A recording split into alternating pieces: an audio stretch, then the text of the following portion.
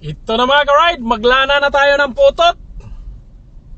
Tuluyan ng sinuspindi mga ka-ride ang surge pricing na ating mga TNBS mula December 17 hanggang January 4, linggo. Pigang-piga mga ka-ride.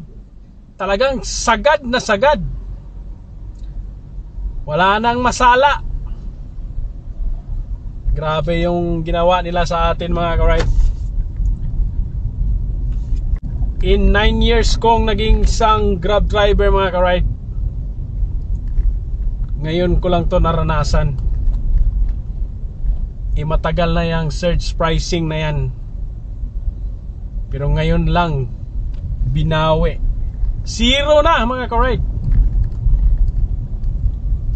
Ito na yung pinakamalungkot ko yatang Pasko at saka bagong taon mga ka-ride, dahil magkano na lang yung kikitain natin ito sa dami ng bayarin natin mga ka-ride, no?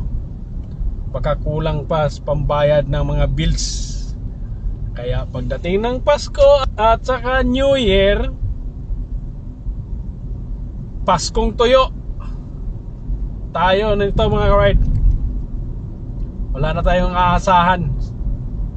Ito yung pinakamalupit. Ang masasabi ko lang mga ka-ride, mabuti pa ang saging may puso. Di ba? Ang mga mahihirap ngayon lumalabas ng patas, lalong pinapahirapan. Kakasama ng loob. Wala na tayong asahan dito sa bansa natin. Kapwa Pilipino, pinahirapan ng kapwa Pilipino. Grabe. Shout out sa inyong lahat. Mabuti pa kayo.